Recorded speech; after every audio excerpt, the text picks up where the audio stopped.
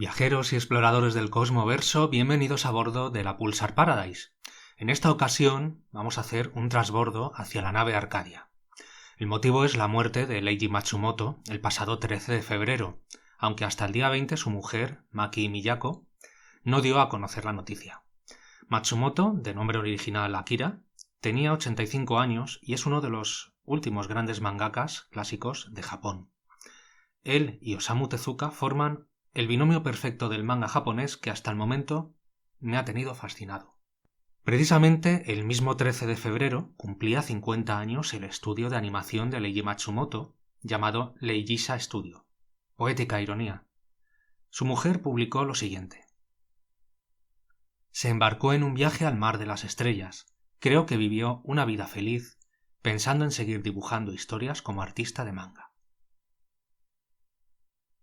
Casualmente, hace 2 meses, el 12 de diciembre de 2022, fallecía el cantante japonés Ichiro Mizuki, que puso voz a las canciones del Capitán Harlock, pero en cambio lo conoceremos más por ser el intérprete del famoso tema de Mazinger Z. En este homenaje que Cosmoversus quiere brindar a uno de los maestros del manga japonés del siglo XX, hablaré escuetamente del personaje que más conozco, el Capitán Harlock, y las producciones derivadas.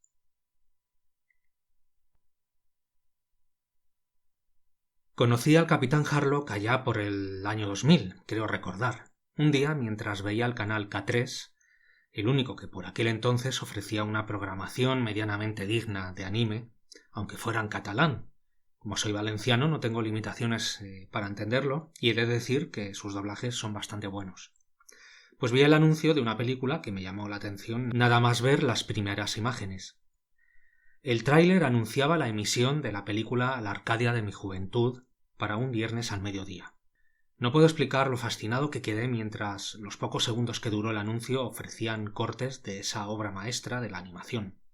El impacto fue inesperado. Como era habitual cuando algo me interesaba, decidí programar el vídeo un poquito antes de la hora de emisión y además usé una cinta de VHS de 3 horas, porque la película tenía pinta de ser bastante extensa. De hecho, dura poco más de 2 horas. Y así llegó el día en que me dispuse a reproducir la cinta. Creo que jamás había sentido algo parecido con una película de anime, y no solo por la magnífica calidad, que ya era mérito, siendo de 1982, sino por la historia, sus elementos, el ritmo narrativo, el dramatismo y el heroísmo que reflejaba, un guión que, pese a caer en algunos momentos en el melodrama, no dejaba de mantenerse firme en seriedad, sensibilidad y en dureza. De hecho, como sabéis, por mis historias y mis relatos, así como los comentarios y algunas lecturas favoritas que publico pues tanto en Cosmoversus como en mis redes sociales, soy bastante dado a las historias distópicas de regímenes autoritarios con personajes que se rebelan contra tiranías. Y ello es algo que en cierto modo forma parte de mi personalidad.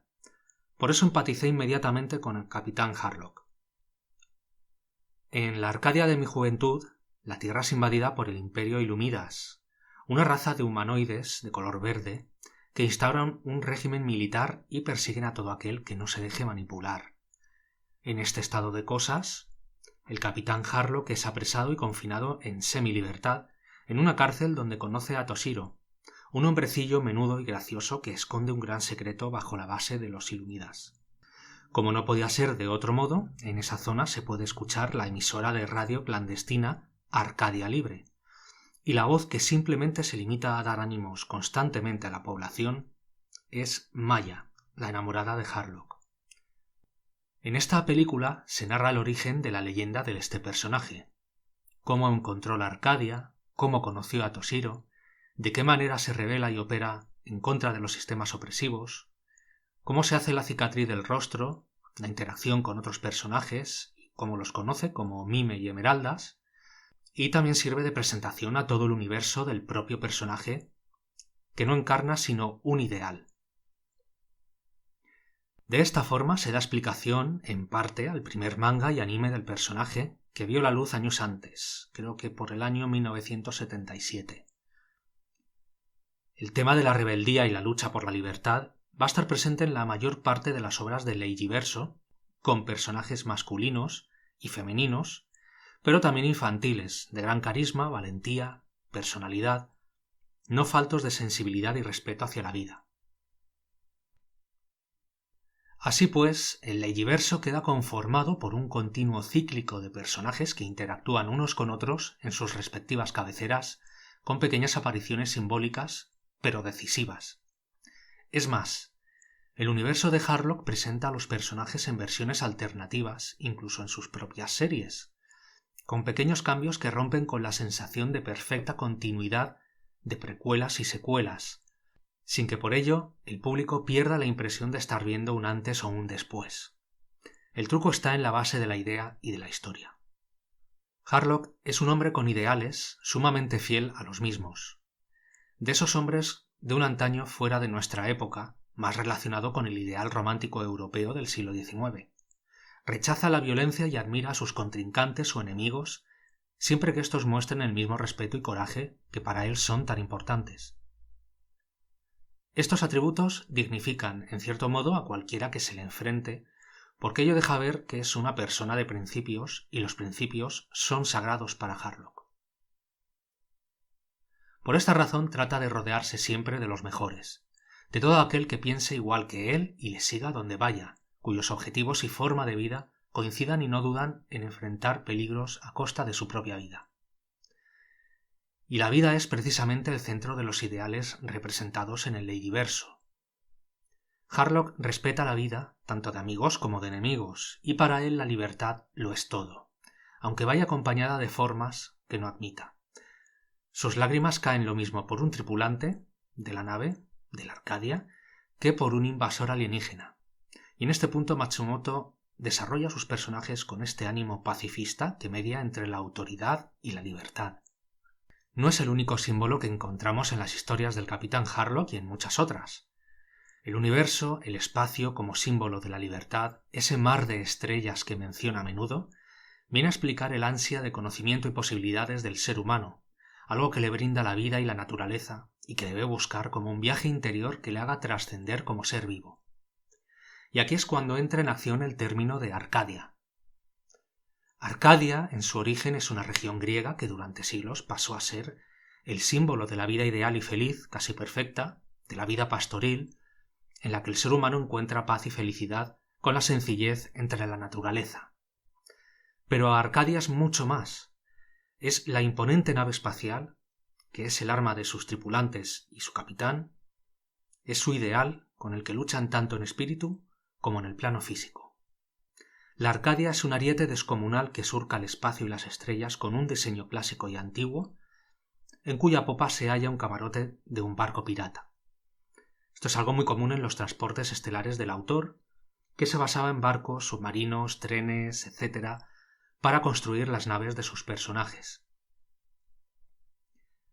Pero la Arcadia va más allá, porque en la serie animada que continúa a la Arcadia de mi juventud, titulada Endless Orbit SSX, la Arcadia se convierte ahora en un lugar de destino que se muestra como un complejo de templos antiguos de estilo greco-romano que guardan un secreto maravilloso.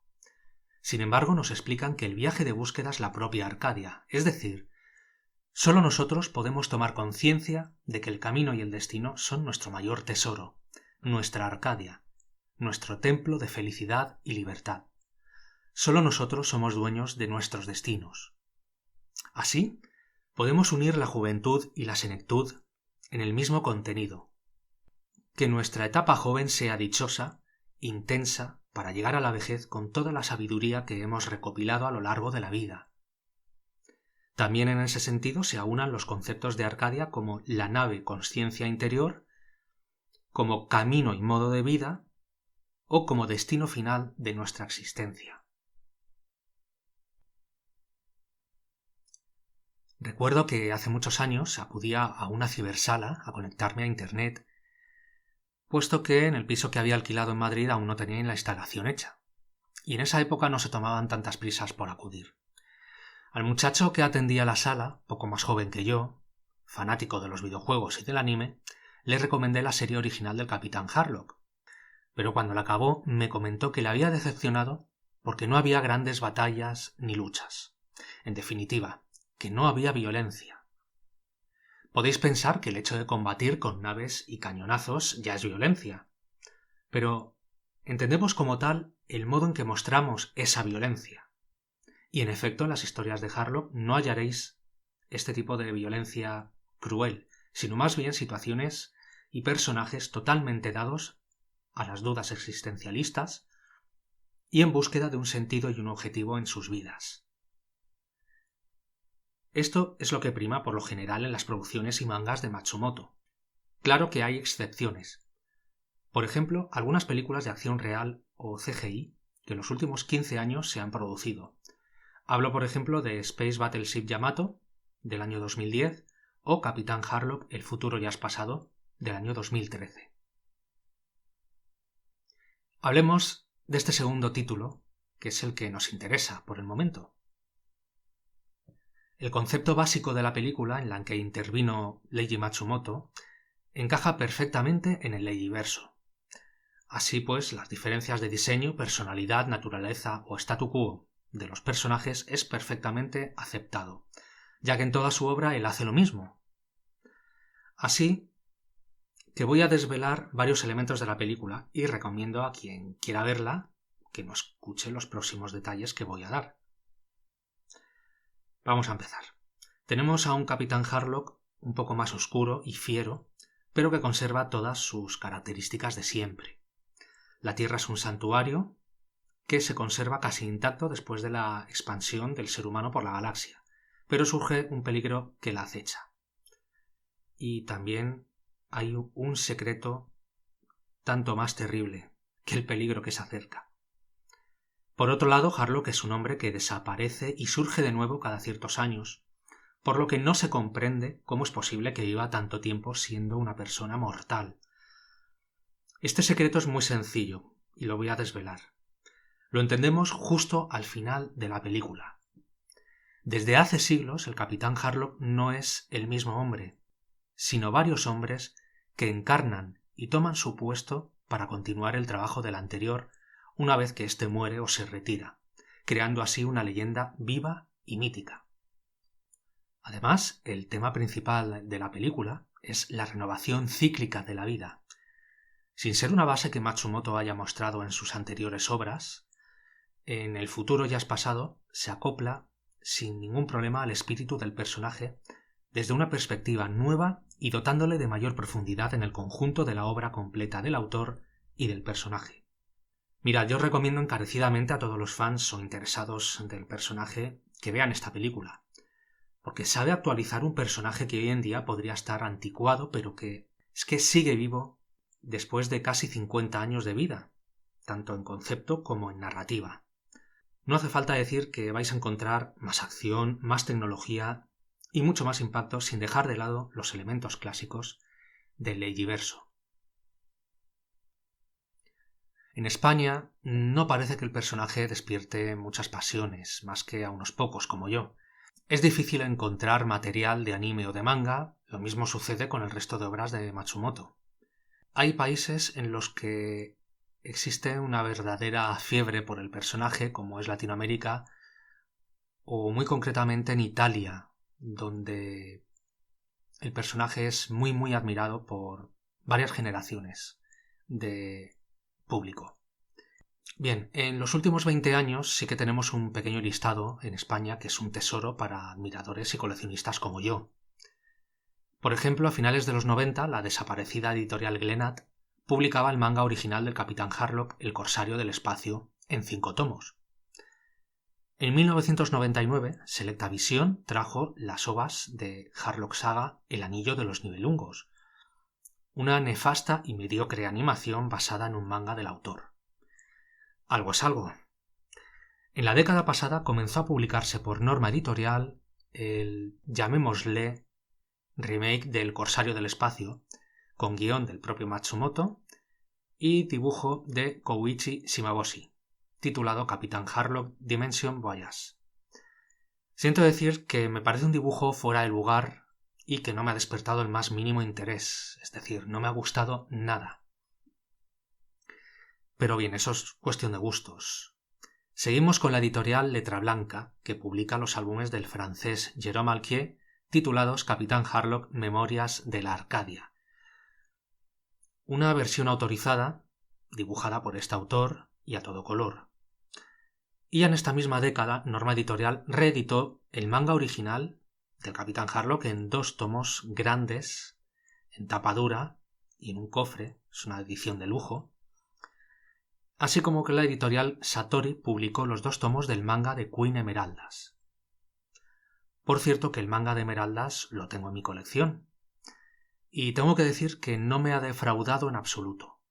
Entended que estoy hablando de historias de los años 70 y 80. Me refiero a las más antiguas.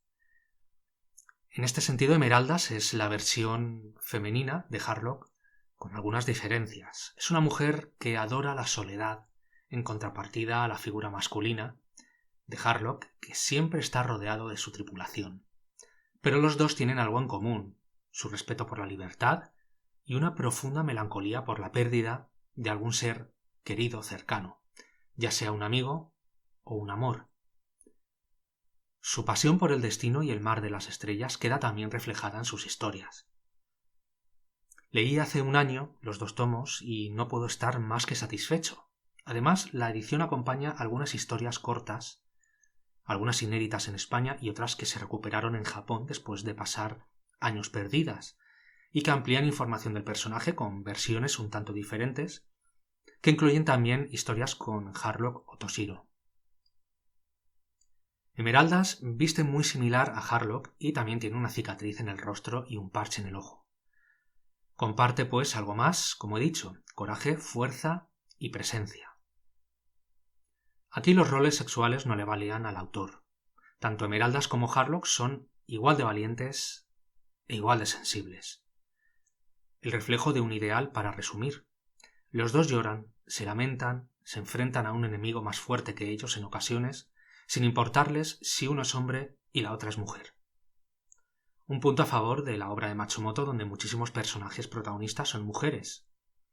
Vamos a recordar que en Japón, en esos años, el papel de mujeres protagonistas estaba más ligado a las historias para chicas, historias románticas, lo que se denomina shoujo.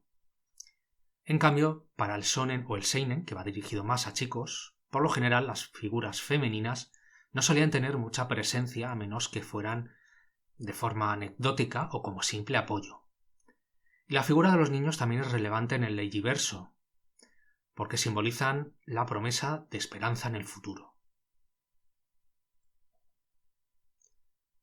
Y con esto acabamos nuestro viaje a bordo de la Arcadia y regresamos a la Pulsar Paradise. Hemos navegado en el mar de estrellas junto a Leiji Matsumoto y hemos escuchado la música de la ocarina, que redundará junto a la bandera pirata, la bandera de la libertad, símbolo de la mortalidad del ser humano y la inviolabilidad de su condición libre. Este ha sido nuestro homenaje a Leiji Matsumoto por haber dado al mundo un trozo de su creatividad y arte para transmitir sentimientos. En la descripción del programa encontraréis enlaces a las reseñas y artículos en Cosmoversus sobre las obras de Leiji Matsumoto y sus personajes. Espero que hayáis tenido un buen viaje y volveremos a vernos a través del Cosmoverso.